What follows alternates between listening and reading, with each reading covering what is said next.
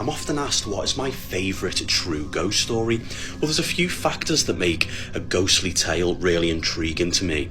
The first being the fact that it's a first-hand account. Somebody is telling me this story and it happened to them. It's not one that's been passed down generations and becomes infamous. My second one being ghost stories that are a little bit different. There's something about the story that makes you feel unsettled when you hear it and you can't quite put your finger on why. Now, this in mind, the following ghost story is one that I often tell at talks and various events that I'm doing simply because it's unsettling. Now, it takes place in the 1990s when a family had moved into a house, a terraced property in Maghull, which is an area just outside of Liverpool. Now, a few days into living at the property, the family all sort of agreed together that the bathroom felt really unpleasant to be in. It wasn't nice. They all wanted to get in there, do the business as we do, and then leave it pretty much straight away. It had an oppressive, unpleasant atmosphere, especially around the bath itself. Now, we're talking a couple of weeks into the stay of this new property. The mother and the father are starting to hear what sounds like a hairdryer or a hoover in the middle of the night, so like a noise, that sort of noise. As they're searching round to see where this is coming from, it always seems to dissipate before the source can be found. They naturally assume it's next door, being pretty annoying and using appliances late into the night. However, it doesn't quite seem as though it's coming through the wall. It seems like it's in the house. Now, this is going on for quite some time and it's driving them absolutely bonkers until the sounds get a little bit more advanced and scary. A couple of nights, they begin to hear what sounds like wet footsteps coming from the bathroom down the corridor towards their bedroom. As it approaches closer, the footsteps just suddenly cease. They open the door. Lo and behold, there's nothing there where you'd expect to see wet footprints left on the floorboards. There's nothing there. Now, this hairdryer Hoover type noise is driving them that insane they're actually struggling to sleep in the evenings. On one occasion, the mother's shopping in the local Maghull Square where getting some groceries in, and she orders a taxi to take her back home. As they pull up to the address, the taxi driver opens the front door for her to help her in, and this awful cold gush of wind washes over both of them. Now, this wasn't just like a breeze, it was truly chilling. It felt paranormal. So much so, the taxi driver said to her, "Sorry love, I'll leave your grocery bags on the doorstep, I'm not taking them in." And she said, "I'm not going in either until my husband's home. You can take me back to the shops." And he did. That's how scared she was. Now, waiting back at the shops, her husband takes her home, she discusses it, and the two agree, amongst some of the children that are old enough to understand, that something truly chilling is going on in the property. They can't take this noise at night anymore, and 6 months into the stay, choose to leave and find another house. On the final day in which they're leaving, the nosy neighbour's popping her eyes over the fence and says, "You didn't last long like the others." "What on earth do you mean?" the mother asks her. "Well, did you experience the hauntings in the bathroom?" she said. Of course, the mother stopped stock still, and this grabbed her attention, and she instantly began to converse with the neighbour and asked exactly, "What do you mean?"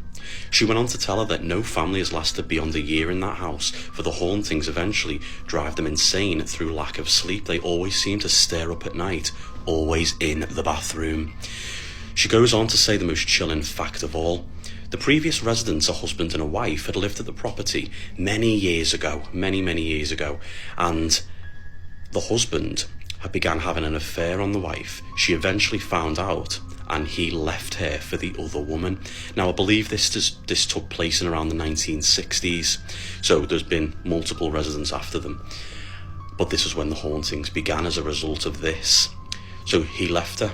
So one night, completely in sorrow, she decides to run a bath, get herself into it, and with an extension wire, brings in a hairdryer.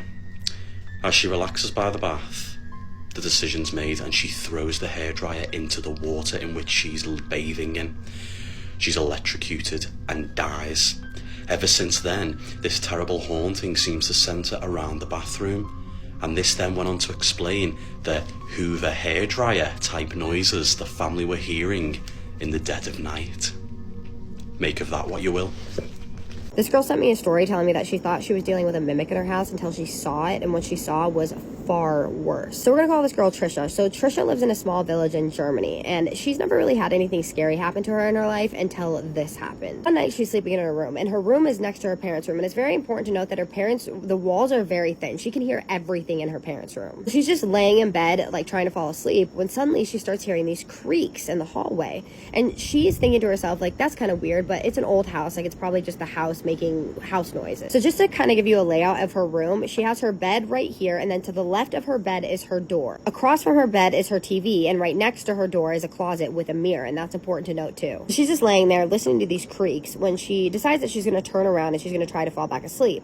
Well, as she turns around and she's trying to fall back asleep, she hears something go, Trisha, Trisha, in her mom's voice. So at first she thinks that it's her mom. So she's kind of like looking around like, what the hell? And then she realizes something. She can hear her mom breathing in the other room. She's asleep. So she turns around slowly and she looks at her door and she sees something peeking into the room just long enough for her to see it like move away from the door. She said after this that she could not sleep for about 2 hours, but after 2 hours she does eventually fall asleep. Well, the next day she gets up and she does her normal stuff that she does during the day, and around 9 p.m. comes around and she's just laying in her bed scrolling on her phone, when suddenly she sees something out of the corner of her eye. It's coming from her door again. So she quickly looks over, but nothing is there. So she decides that she's just gonna put her phone away. She thinks that her mind is playing tricks on her at this point. She's like, this was really terrifying, the experience that I had the night before. I probably just have anxiety, so I'm just gonna go to sleep. So she puts her phone down and she goes to fall asleep when she hears Trisha, and this time it sounds angry. She is so scared at this point that she said the only thing that she could,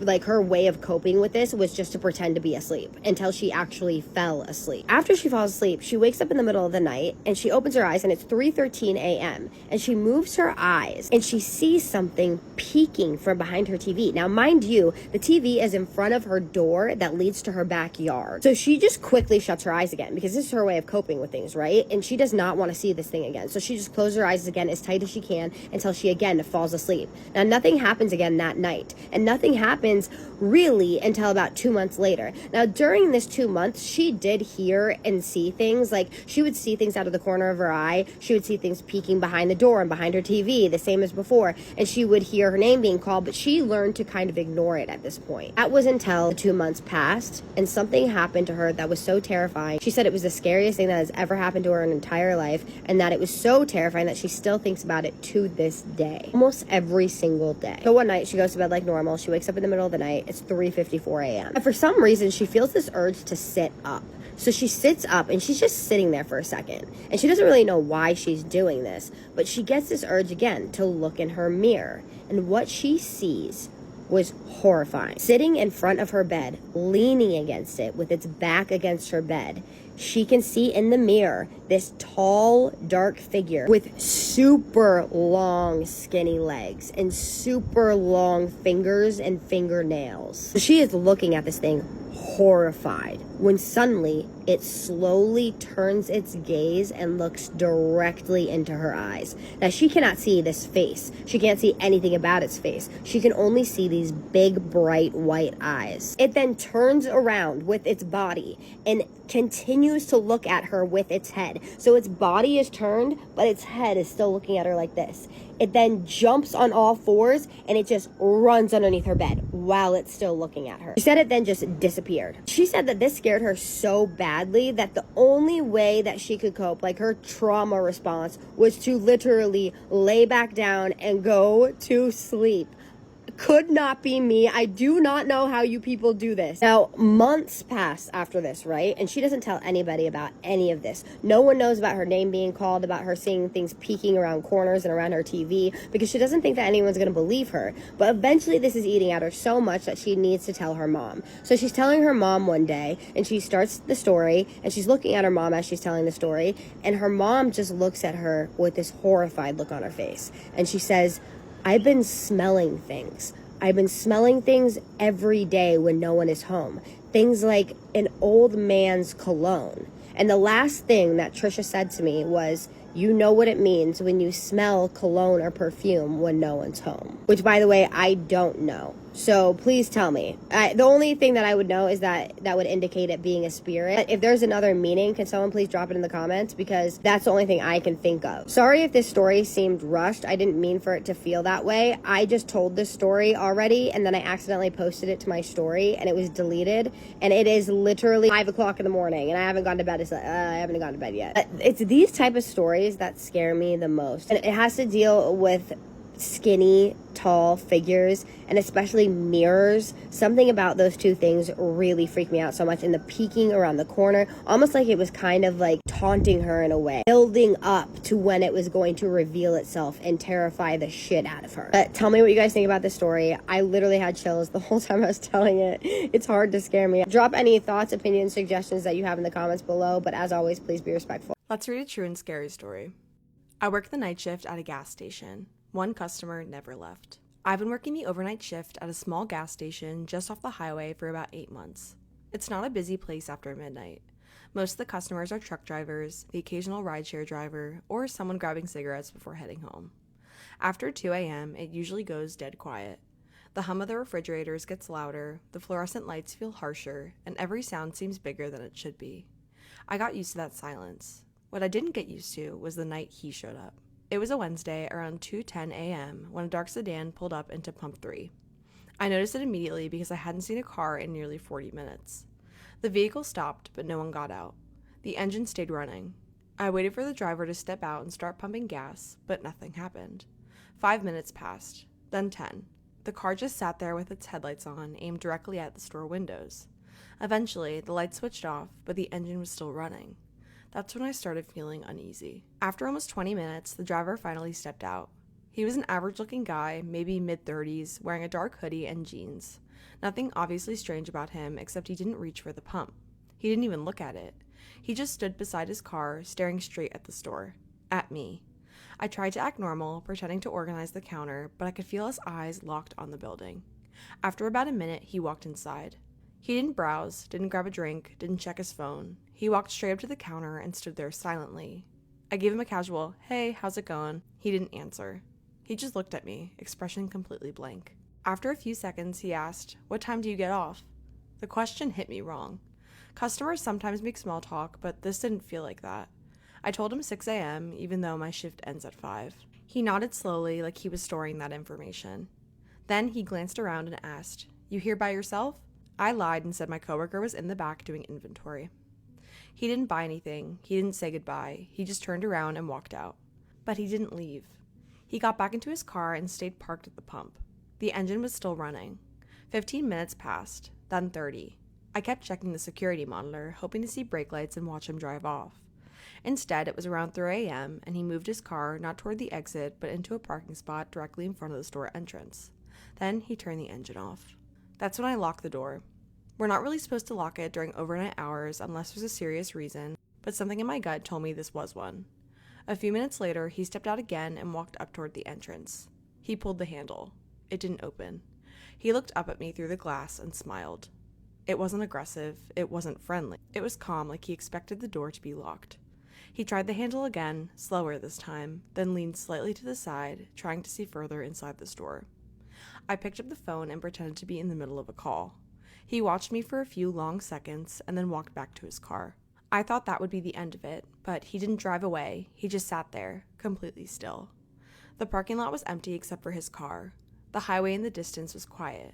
It felt like the entire world had shrunk down to just me and him. I finally called the non-emergency police line and explained that a man had been lingering outside for nearly an hour and had asked what time I got off work.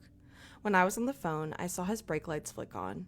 My heart jumped, thinking he was finally leaving. Instead, he pulled forward and parked along the side of the building out of view of the main windows. That's when I really panicked. There's a blind spot along the side wall where the dumpsters are. The security camera covers most of it, but not the very edge near the back door. I kept staring at the monitor, terrified to see him walk past the camera toward the employee entrance. Minutes felt like hours. The dispatcher told me officers were on the way. Then I saw movement on the screen. He stepped into frame from the side of the building, walking slowly toward the front again. He didn't try the door this time. He just stood there, looking in, waiting. After what felt like forever, police lights flashed across the parking lot. The moment he saw them, he got back in his car and drove off before the officers even pulled in. They took my statement, checked the area, and reviewed the footage. There wasn't much they could do since he hadn't technically broken in or threatened me. They advised me to call immediately if he came back. He didn't return the next night, or the one after that. But about 2 weeks later, I was checking the cameras during another quiet shift when I felt my stomach drop. A dark sedan slowly drove past the station without turning in. It didn't stop. It didn't slow down much. But as it passed under the streetlight, I saw the driver's face clearly for just a second. It was him. He didn't look at the pumps. He didn't look at the road. He was looking directly at the store windows. And even though he kept driving that time, I haven't worked a single shift since without wondering if one night he's going to come back and this time not leave at all. Gosh, this is so creepy, and I really hope the original user is okay and has not had an experience since then. If you'd like me to read, please email them to me and I'll get to them if I can, and I will see you in the next one. Let's read some scary New Mexico stories. Also, the lights are staying on. Again, y'all, it's storming outside and I'm scared. In 1996 or so, my friends and I were driving at night headed from Albuquerque to Durango. A little past Cuba, we encountered what we could only explain as a flesh pedestrian. At first, it looked like someone on the side of the road, but when it started running alongside of our car and keeping pace, we freaked out and sped away. Went camping one time in Coyote Canyon up near Abiquiu, and after a hike near the campsite, one of my dumbass friends found a pile of bones and feathers, and thinking this jawbone looked cool, brought it back to the camp. Later that night, while packing the food into the cars for the night, something was throwing rocks and grunting, so we each grabbed a dog. There were 3 dogs, all over 80 pounds, and tucked into our tents. Later that night, something big was wandering through our sight, and the dogs were terrified. Till this day, none of us will go back. Was camping with my girlfriend at Jack's Creeks in Pecos. Her daughter and my son were in the tent beside us. About 2:30 a.m., we were all dead asleep. I heard someone call her name, and it woke me up from a dead sleep. I thought someone was messing with us. She had her name on her vehicle since she was a small business owner, but then I heard it again. I was getting my pants and boots on, and she asked did I get it both times. I said yes as getting dressed and headed out the tent. There's a gravel road around the camping area. I didn't see or hear anyone. I walked around, checked both vehicles, sat quietly to hear if anyone was walking around. No lights at all, not a peep. It was never figured out. One of the comments on this story said, Pecos creeps me out for some reason. The area is beautiful, but there's a somber feeling out there. If you've ever been there, please let us know in the comments why it's like creepy over there. I have heard some crazy stories from people about their experiences camping around northern New Mexico. I met a guy when I was camping with some friends in the Santa Fe Mountains who was passing through with his girlfriend. He worked on film sets and in between jobs liked to spend his time in the backcountry. He told us about one night when he woke up in the middle of the night in his tent to a blindingly bright light all around, and he wanted to get out and address whoever was out there. But that was the last thing he remembered, and said he must have fallen asleep or passed out because he woke up the next morning really shaken up. He told us about how the river flowing through those mountains, like all rivers, is sacred and was a very important resource for the indigenous people that lived there. He said that one night as he was falling asleep, he could hear the sound of drum beats as he listened to the water flowing by his camp, and that he has asked other campers he has run into about this, and many others have heard it too. Some have even heard singing. Okay, the first part of that story is obviously creepy, but the second part is actually kind of beautiful. Let us know if you've ever had a creepy encounter in New Mexico. Let's read another scary Reddit story. In November 2022, since I'm obviously way too inexperienced to go on a camping trip in the Ozark forest, my mom, brother, fiance, and I took a trip up to Mountain View, Arkansas for my birthday. I really wanted to see the fall leaves instead of the traditional boring old Texas fall season. We got settled into the Airbnb, then around nightfall decided we wanted to go get some wine and beer for my birthday. Come to find out, it's a dry county. My fiance and I took the car and mapped out the next town over. My mom and brother stayed behind. The route we took had us take a dark road behind the Ozark forest, the moonlight hitting the trees against the road and no light pollution in sight. My fiance decided to park the car and turn it off so we can experience the darkness and how it would feel when we go camping out in the Ozark forest. About 3 minutes later, I tell him to turn on the car and decide it's not for me, no matter how hard I convince myself. It's pretty spooky and yet gorgeous. We are about 35 minutes into the drive and finally make it to the liquor store. Creepy town at night. and the town looked like it was off of Silent Hill or House of a Thousand Corpses, so quiet and very unfamiliar to me. We grab our drinks and get back in the car, and I'm driving this time. About 25 minutes into the drive back, we are literally losing our minds because the low fuel light came on and we had zero cell phone reception. Freaking out about how to tell my mom and brother we are stranded. Shocker, we are driving in the gas-guzzling 4Runner. We made it past the Ozark Forest Road, and the roads start to look familiar again. We drove around a curve, and what I saw, I truly can't make sense of it. It drives me crazy. I could live with it and play the whole my mind plays tricks on me, etc., except my fiance saw it too. As we were driving around the curve, we saw an old woman's body with her head resting against the tree and her hand in front of it, in all white. Her body looked like it had morphed with the tree as if she was camouflaged.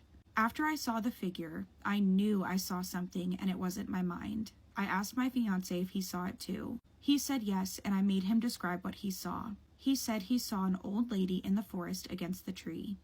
I decided to turn the car around and drive back around the curve, and of course we didn't see it again. Once we drove around 2 more times to see if we saw it again, the low fuel indicator dinged again, reminding me we are nearly out of freaking gas. I booked it to the gas station, thanking God Almighty himself that we finally made it to the Walmart gas station. When we got back to the Airbnb, I 100% didn't feel like drinking then. I was ready to drive back home. I would have never thought to post this here. However, I can't find anything online, maps, etc. that could explain what we saw. I was thinking a paranormal ghost, witch, something else. Anyone have any similar experiences in Arkansas? Please tell me if you have seen anything similar or know of what we could have possibly seen. Modern day vampire stories are very intriguing, and I just told one a few videos back. Well, I got another one for you. So a woman tells this story from when she was at a store back in the late 90s. She said that there was a man in line in front of her, and she noticed that his skin was so pale, but it was beautiful, like a porcelain doll. He had long, wavy blonde hair that she said looked like it had been styled for a magazine or something. Another reason he stuck out to her is that he was dressed very nicely, a very nice button down and trousers. This store was located in a very podunk town, so she said he kind of stuck out like a sore thumb. She said, I remember standing there staring at the back of him as he finished up and got his change from the cashier. Okay, so then she said she thought to herself in her head, I wonder if he's a vampire. Now, he turns around and flashes her a look with his bright blue crystal eyes. He walks towards her like he's going to go past her. He gives her a smile, and then he leaned in and whispered in her ear, I am. And then he winked at her and then walked out the door. So she finishes up what she's doing. She grabs her stuff and she flies out to her husband, who is out there waiting for her in the car. Also looking all around because she wanted to see if she could catch him, like to see what car is he getting into, where was he going. But she said she saw no traces of him. And then when she got to the car, her husband had been watching her through the store because the entire wall of the store where she was visible from was just one big window. And she said, did you see that guy? And she explained it to him. And he just is like, what guy? So he has no idea what she's talking about, and she cannot get it out of her head. She says to this day, it really makes her wonder, what else is out there? What other things are out there that we just don't fully understand? Let me know your thoughts in the comments, and if you're new here, follow for more creepy story time. Working alone at night is one of my biggest fears, not only because it takes a lot of effort to even stay awake, but sometimes scary stuff can happen to you, just like what happened to this guy. It all started in Colombia with this security guard right here during his night shift. See, the man was basically doing his job as a security guard, moving around, trying to assure that everything is okay. But at one point, something happened. From this angle right here, you can see that the man is next to the elevator talking to himself. If you're like, bro, that's totally normal. I talk with myself every day. Well, yes, I agree with you. That's completely normal until you start waving at somebody knowing that you're the only one in the building. Yes, the security guard out of nowhere started talking out loud, looking at this direction that had no lights, by the way. It was pitch black, and then he started waving at it. Kept talking out loud again, and then he decided to go to that spot. And here he was seen trying to open the door, but he couldn't. After this unsuccessful attempt, he was seen going back to the elevator and doing the same thing again. Yes, talking out loud. This is where another worker, the one responsible of the surveillance cameras, saw him acting all weird and decided to call him. Then behind the camera called him and he went like, bro, what the hell are you doing? You're literally the only one in that building, so who the fuck are you talking to? Immediately after that call, the security guard started running for his life like he saw something. He sprinted through that parking lot like it was a marathon, and then he went outside where the cameras could no longer see him.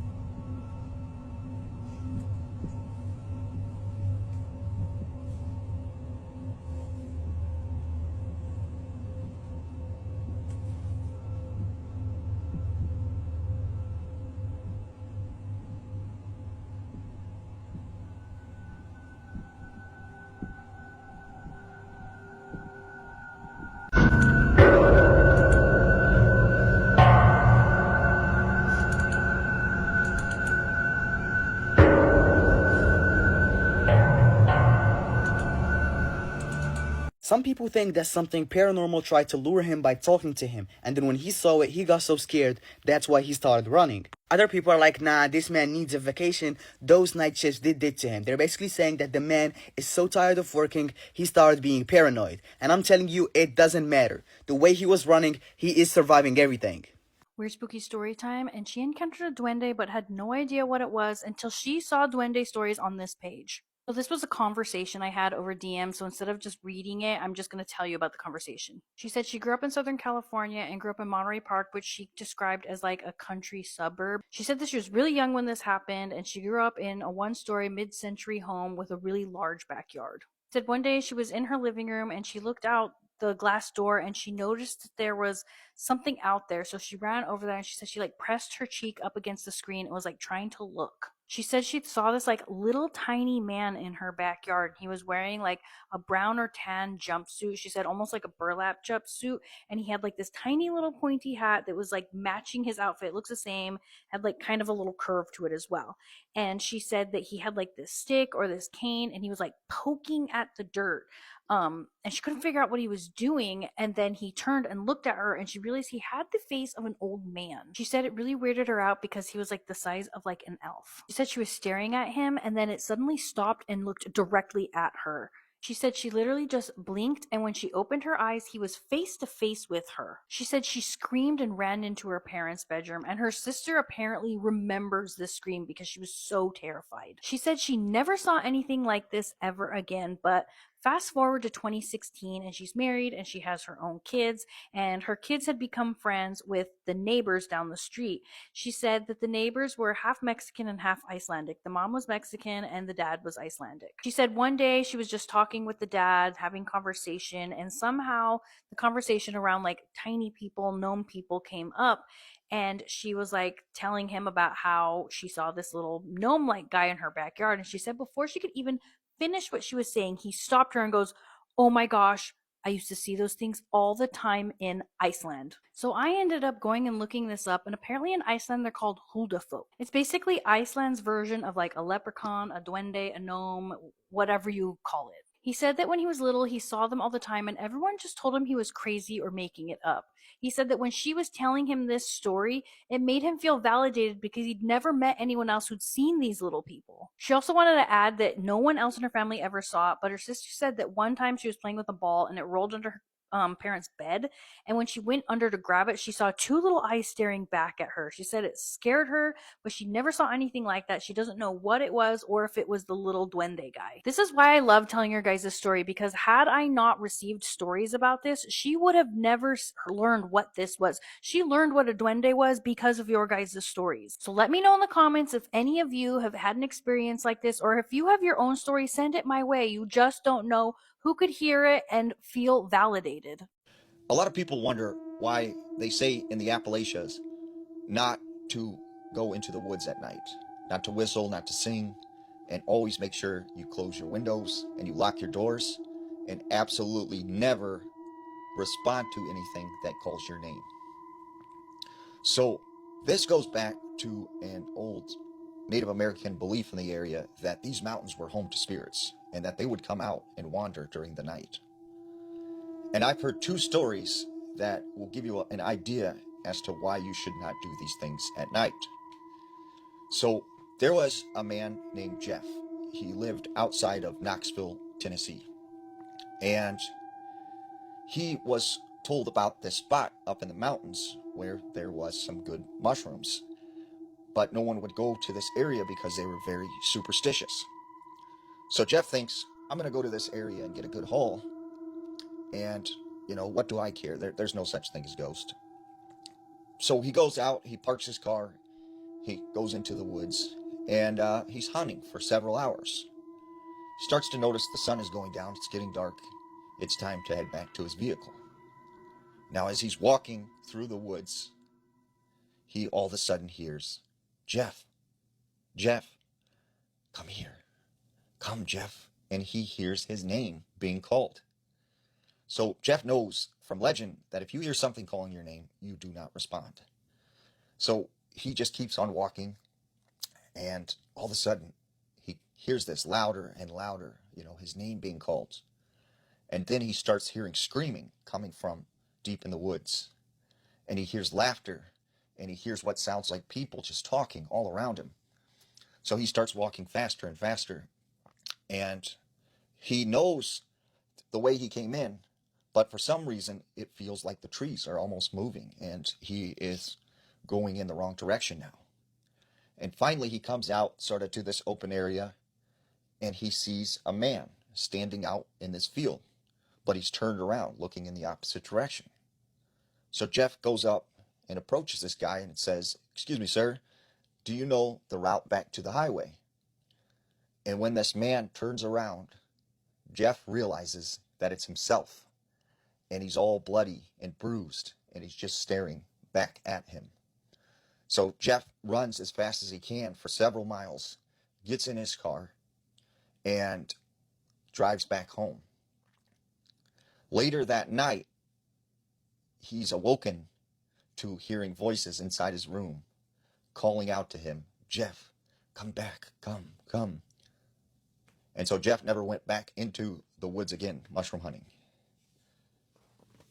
And the second story I've heard is there was a couple who decided they were going to live in the Appalachian Mountains for a summer. They find this cabin for rent, and they're surprised at how cheap the price is for 6 months. So they rent this cabin, and they go out there and they bring all their stuff to move in. And this guy in a truck, he meets them out there, and he's very nervous.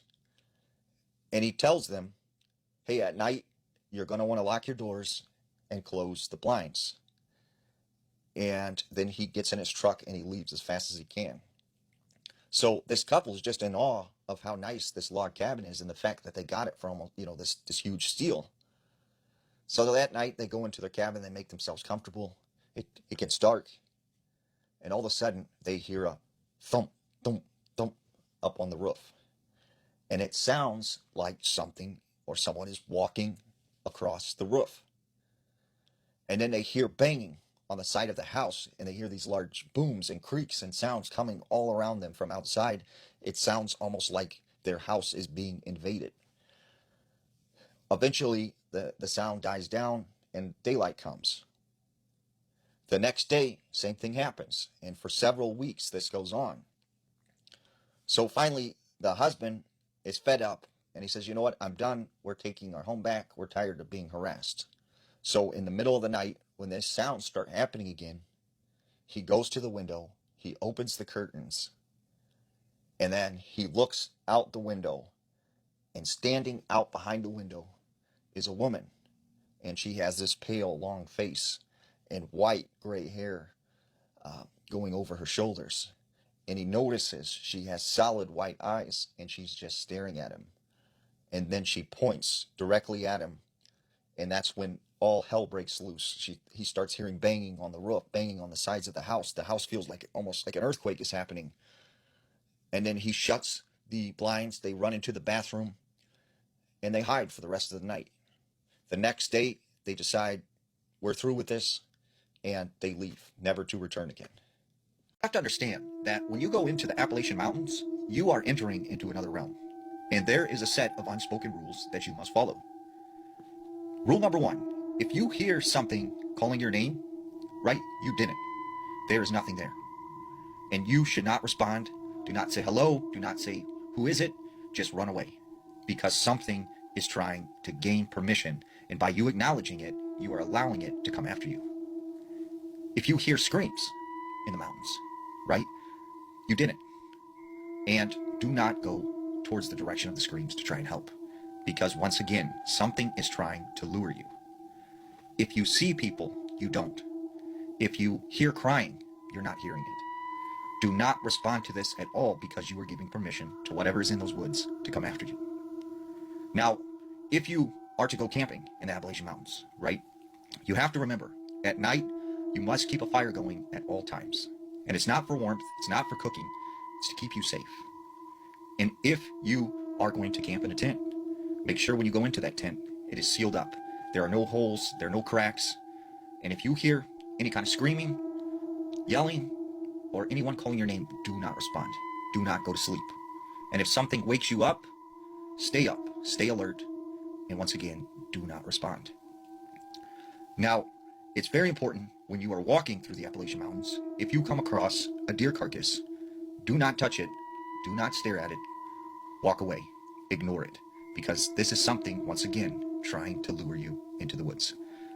Now, if it comes to the point that something is chasing you, and it gets you, and there is no escape, fight as hard as you can, whether it's a person, an animal. If it's something else though, and you know what I'm talking about, well, you just let it get you, right? Because at that point, there's nothing you can do. And there's an old saying, you go into the Appalachian Mountains with 2 bullets, right? You fire the first one at something that isn't a person, that isn't an animal. And if it doesn't run away, you know what to do with the second one. I need to tell you guys this ghost story. This story was sent into my email, and if you have any scary stories, ghost stories, or paranormal encounters that you'd like to share, you can send them to the email in my bio. We lived in Alaska our entire life, and strange things had always happened in my sister's house. My sister had experienced little paranormal moments here and there. Things moving, strange sounds, that sort of thing, but nothing extreme, at least not yet. Then one day, everything changed. A 7.2 magnitude earthquake hit the area. Walls shaking, objects falling, and the entire world moving in a way that it just felt like it wasn't supposed to. And after that earthquake, the house felt different. It felt heavier, almost like something in it had shifted. Not just the ground, but something inside the house as well. And about a week later, something strange started happening every single school night. We began waking up at exactly 3 a.m. Not 2:58, not 3:05, always 3. At first we thought that maybe it was just a coincidence. Maybe our bodies had developed a weird sleep schedule after the earthquake. But the strange part wasn't just waking up. It was the feeling that came with it. Every time our eyes opened into the darkness, we felt it immediately. The overwhelming feeling that someone was watching us. The room would be completely quiet, but the feeling was so strong that it made our skin crawl. We would lie there in the dark, staring at the ceiling, too scared to move, and just waiting for the feeling to pass.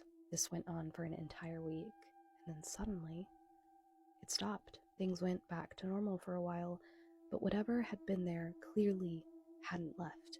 After high school, I had started dating someone. And one night, after going out on a date, I came home pretty late.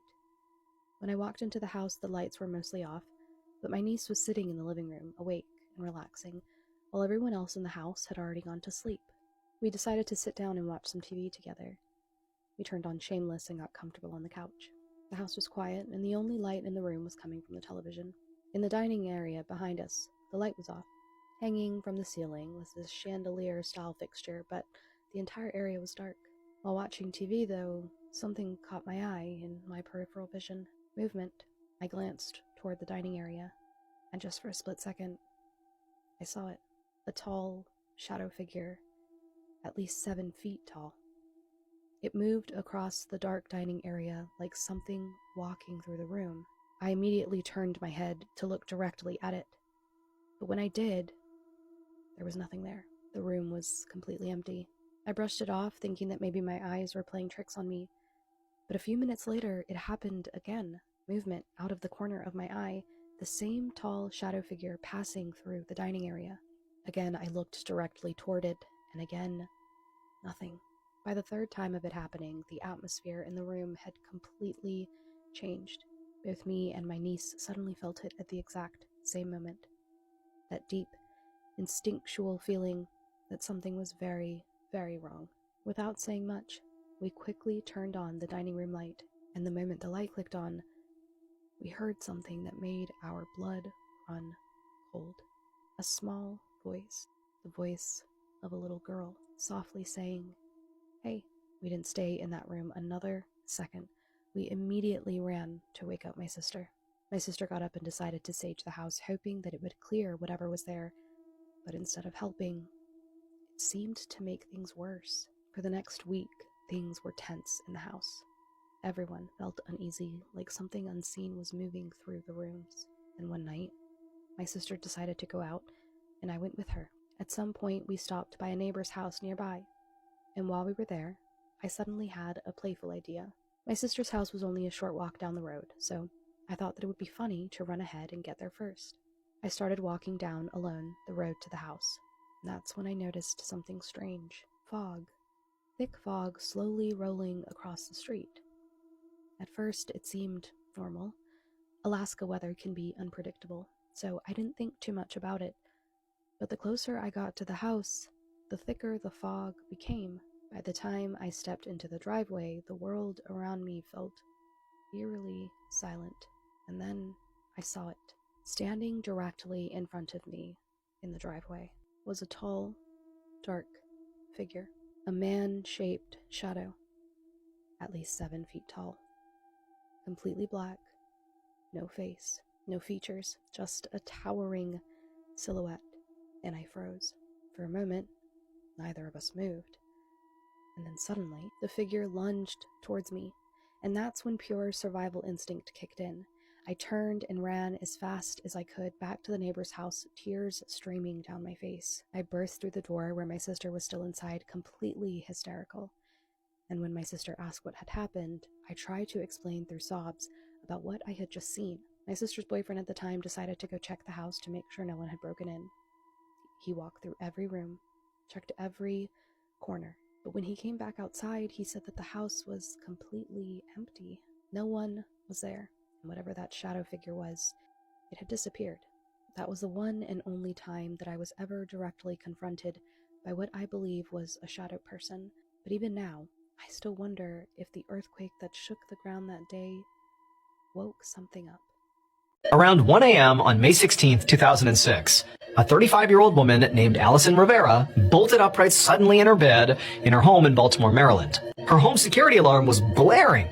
But even though that was obviously pretty surprising, it didn't really surprise her, because the alarm had gone off at almost the exact same time the night before. And so now, in the dark, Allison could see the shape of her husband, Ray, as he grabbed a baseball bat, and then Ray rushed out of the room and down the stairs he went, and Allison quickly trailed right behind him. And when the two of them got downstairs, the alarm still going off, they flipped on the lights and they looked around, but Allison didn't see anybody inside of their house, and all the doors were shut. But when she looked at one specific window, she saw it was just slightly open. And again, this didn't totally surprise her, because the previous night when their alarm had gone off, they had gotten in touch with the police, and the police had looked around, and even though they didn't find anybody, they discovered that that particular window that was currently open slightly had been tampered with the night before, which set off the alarm, and it apparently had happened again tonight. But the police didn't think this was an attempted break-in. They said the alarm had probably been set off by a squirrel. Now, at the time, Allison and Ray had, thought that was pretty crazy that a squirrel had set off the alarm here, but it seemed plausible, and the police seemed pretty certain of it, and so they had accepted it and just gone back to bed after, turning off the alarm and shutting the window again. But now, 24 hours later, to be standing in their house, the alarm's going off, and clearly this window has been lifted up again, it just seemed weird that a squirrel's doing this. That just seems far-fetched. Something's off here. And so Allison and Ray, they couldn't help but feel like maybe the police were wrong. Maybe this is an attempted break-in by a person, not a squirrel. In fact, Allison had this nagging fear about what was maybe going on here that she couldn't shake. She wondered if someone might be out to get her husband, Ray. Ray and Allison had recently moved to Baltimore because Ray had gotten a job at this financial investment firm called Stansberry and Associates that was in the city. Ray's actual job was to write the firm's email newsletter, which gave advice to subscribers about buying and selling stocks. But Ray didn't actually know anything about investing. His background was in screenwriting and freelance videography, not finance. And the only reason he'd gotten the job was because one of his friends owned the company and had basically hired him as a favor. So even though Ray was sort of trying his best here, some of the advice that he was pumping out in this newsletter was terrible, and people had very likely lost money because of it. So it felt possible that maybe one of these disgruntled subscribers could have found Allison and Ray's address and was now trying to get even with Ray. But even though this seemed plausible, that theory was kind of wild and conspiratorial, and so on this night, Allison didn't say anything about these fears to Ray. Instead, she just went over and turned off the alarm while Ray did a sweep of the house and then also made sure this window was firmly shut. And then afterward, Allison asked Ray if maybe they should call the police again. But, Ray just said no. He said, very likely it was just a squirrel like the police said, and so the house is safe, we're okay, let's just go to bed. And so even though Allison felt pretty uneasy here, she said okay, and the two of them went back to bed. Early the next morning, Allison sat at the dining room table and quickly ate the breakfast that Ray had made for her. She was leaving that morning for a business trip 3 hours away in Virginia, and she needed to get on the road. So after finishing her food, she put her plate in the sink, and then Ray carried her suitcase out to her car for her, and then she and Ray exchanged I love yous, and then Allison got into the car and drove off, waving at Ray as she left. 3 hours later, Allison made it to Virginia. She would spend the entire day working, and then finally, at about 6:30 p.m., she checked into the hotel where she was staying. By this point, Allison was so exhausted that she practically collapsed onto the hotel bed. All she wanted to do was just check in with Ray, watch a little TV, and go to sleep. So she took out her phone, and she called him. It rang a few times, but just went to voicemail. So Allison waited and then tried again. But the same thing happened, which was odd.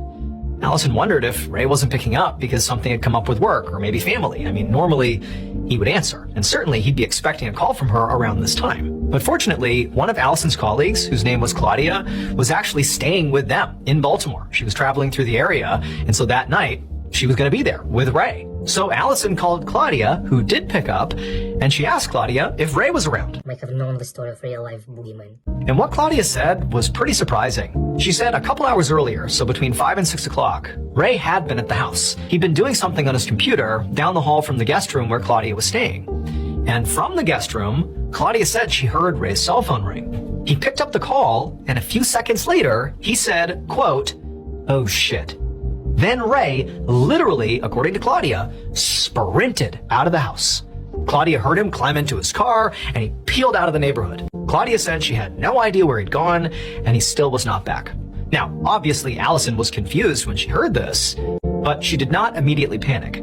She figured that whatever had sent Ray running out of the house was probably just an emergency with work or friends or family, which, could be bad, but she assumed Ray would call her back and explain everything as soon as he got a chance. And so Allison thanked Claudia, doing her best not to give off any vibes that she was worried, and then she hung up and began getting ready for bed. And the whole time, Allison is watching her phone, waiting for what she is sure will be a call from Ray. The next morning at 5:30 a.m., Allison woke up to the sound of her phone finally ringing. She felt this immediate jolt of hope that it was Ray calling to explain what was going on. But when she looked at the face of her phone, she saw it was actually Claudia calling. But she figured, okay, maybe Claudia is with Ray and she has an update that everything's fine and that this is all going to be explained. And so Allison picked up and she goes, "Hey, Claudia, is my husband back? Is everything okay?" And Claudia said, "Your husband has not come home yet. I have no idea what's going on with him, but I have to leave. I have to go to the airport. At this point, Allison couldn't even hide her worry in her voice. I mean, she basically was completely panic-stricken. What was going on with Ray? It was completely unlike him to stay out all night, miss her calls, and still not be home. Like, she had no idea what was going on here. So she told Claudia, who at this point is basically saying, do you want me to stay and wait for your husband? She was sort of insinuating this. Allison told Claudia, like, go ahead, go to the airport, do your thing. I'm going to cancel my work trip. I'm coming home. I got to figure out what's going on with Ray. As soon as Allison was off the phone, she packed up her stuff, she checked out at the hotel, and began the 3-hour drive back to Baltimore. As she drove, she did her best to stay calm, but, she's calling Ray's cell phone basically the whole time, over and over and over again, and he wasn't answering. And then eventually, when she would call, it wouldn't even ring. It would just go straight to voicemail, suggesting that his phone was turned off or maybe, had died. And at that point, Allison really couldn't control her panic. I mean, she knew something's wrong here.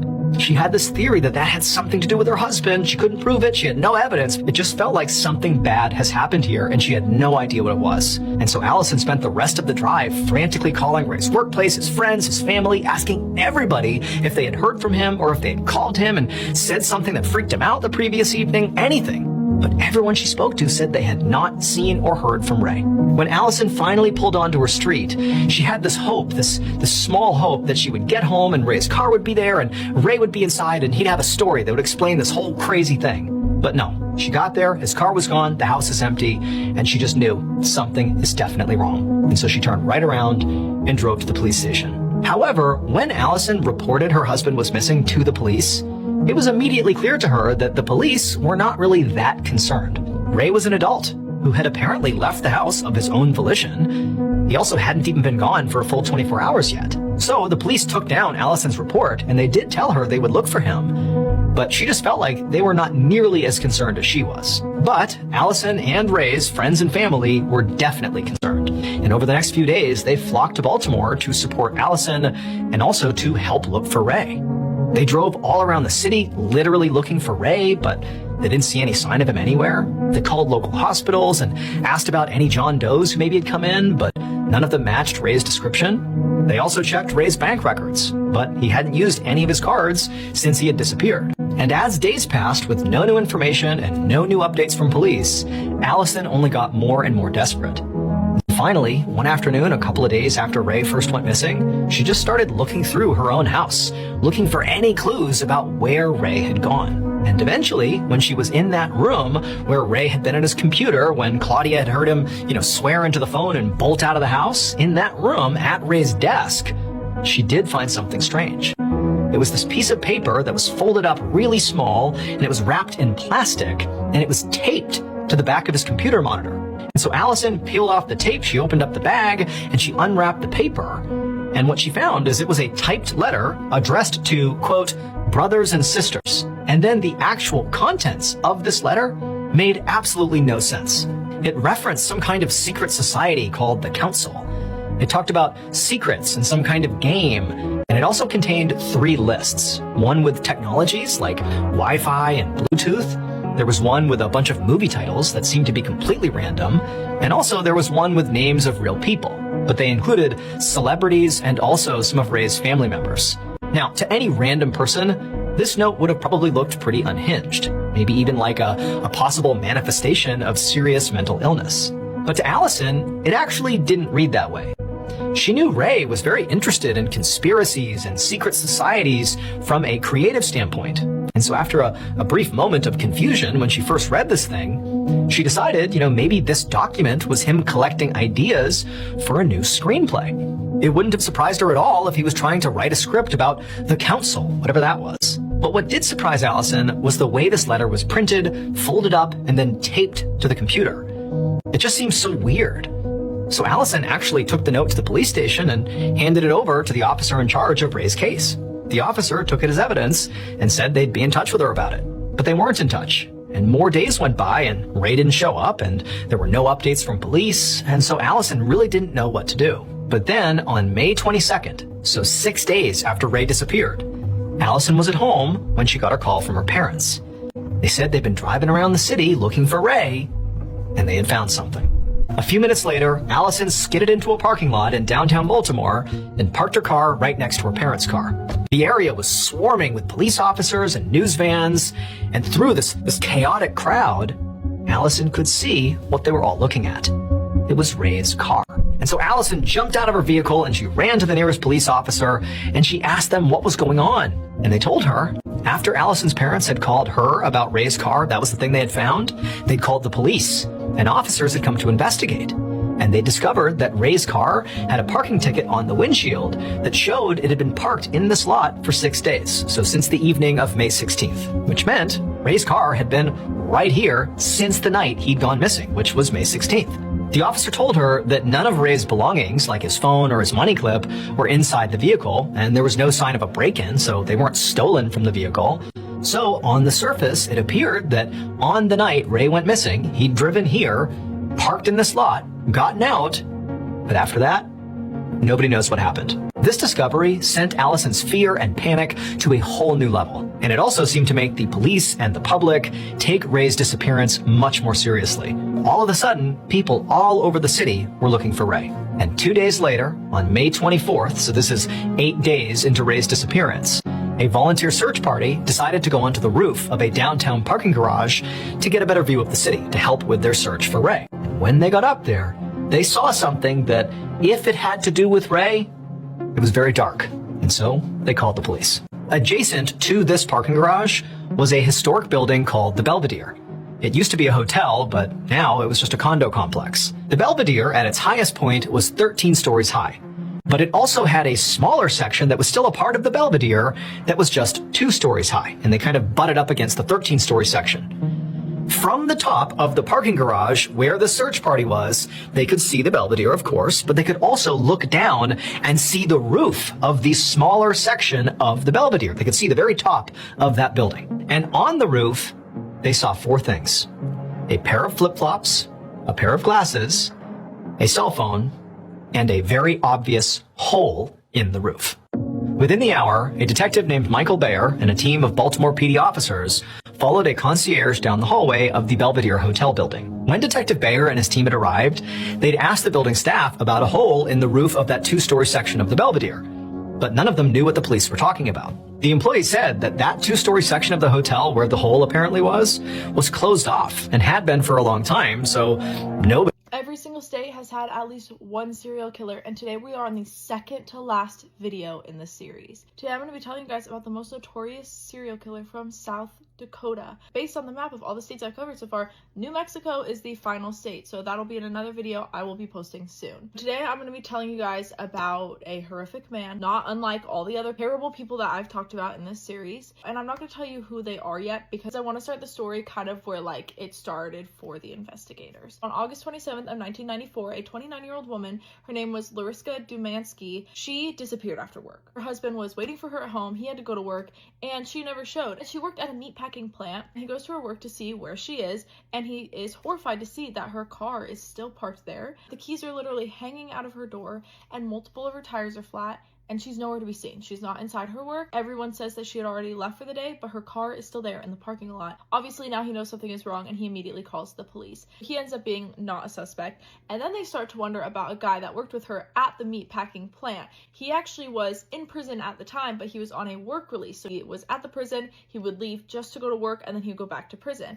And so they thought maybe he had done it because he knew her, he worked with her, but they are able to figure out he had an alibi. He was actually in the prison when she disappeared. They have no other suspects, and her case unfortunately goes cold at the time. About 2 years later, on July 29th though, 28-year-old Piper Steele and her 2 young children, they're in their house when a man walks in. He abducts Piper while holding her at gunpoint, and Piper's children actually hid in the house. And it wasn't until the children's father, so Piper's husband, went to go pick the kids up from daycare and found out that they had never been dropped off at daycare that he rushed home and figured out that something was wrong. He found his children hiding, they told him what happened, and he called the police. Again, in this case, they at first think maybe the husband was involved. Pretty quickly after they hear the children's story and they interview the neighbors, they're like, there's no way it was the husband. The husband's name was Vance, by the way. The police interview interview the children, and they are terrified. They're so scared. They're scared for their mom. They're traumatized, but they are fortunately unharmed physically. So after the police talk to the children, they decide to canvass and see if the neighbors have seen anything. They hear from the neighbors that they remember seeing a black utility truck, and her children told the police that a mean man in a black vehicle had taken her. Another neighbor comes forward and says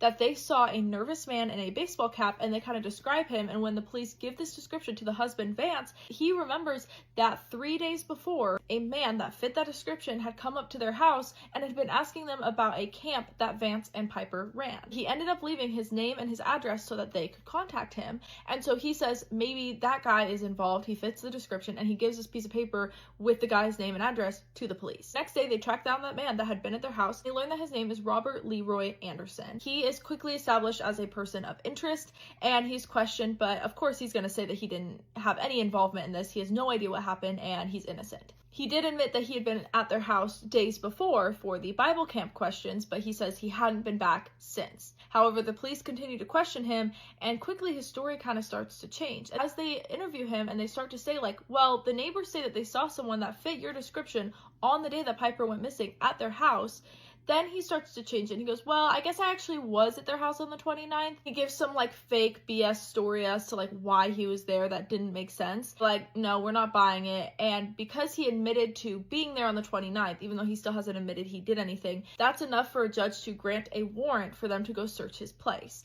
And inside they find a bunch of hair and fur, and the fur matched the family dog, and the hair they sent it off for DNA, and a few days later they discovered that it was in fact Piper's. They also found 2 sets of handcuff keys, blood-stained jeans, and a pocket knife, and then black spray paint that they think was used on his car. In his blue Ford Bronco, they also find a toolbox, duct tape, and a shovel covered in dirt, and they ask the children if they can identify who broke into their home and took their mom, and they both end up positively IDing Robert as the person that did this. They arrest him, he's being charged, but they don't know where Piper is, and it's pretty likely that she is deceased, but they still want to find her. They start searching everywhere to locate Piper, and they end up excavating a couple different areas, and they end up finding parts of her shirt and a clump of duct tape with her hair on it. They also find things like rope and different like torture devices and things, so it's very clear that she suffered and that he assaulted her in many different ways. Even though they unfortunately never find her body, it's very clear that she went through unimaginable amounts of pain and torment. And after all this is in the news, another woman named Amy Anderson came forward, and she has the same last name as him, by the way, but they're not related in any way.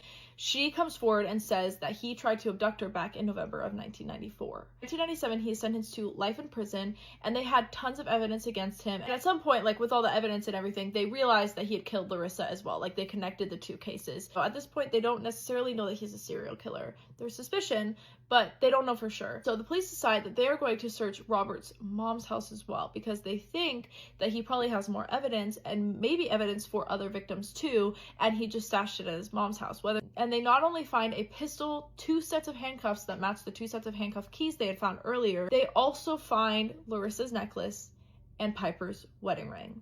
He had taken them as like trophies, basically. In March of 2003, he ended up taking his own life in prison, so he died. But before he died, he very proudly bragged all the time that he was a serial killer. This girl was trying to send a voice memo to somebody, and this is in Spanish, so I'm going to try to translate it on the screen. And it says, "How can I forget the time that I sent a voice memo to somebody and out of nowhere a little boy is singing a song?" So I'm about to show you the audio, and again, it was a lady talking. There should be no children voices in this audio.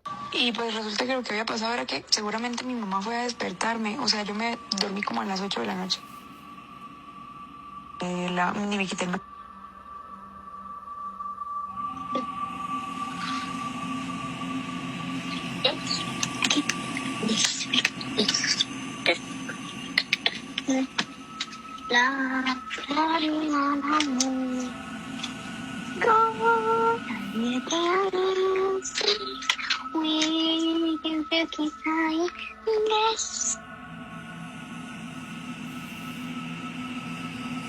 La universidad, sino que había estado por allá pegándolo. Maybe it was a glitch. Maybe someone else's voice memo got mixed in with hers, but no, because like you could see the recording. Obviously, you push record, she's talking, and then maybe something that wasn't there was picked up. Call the priest right now.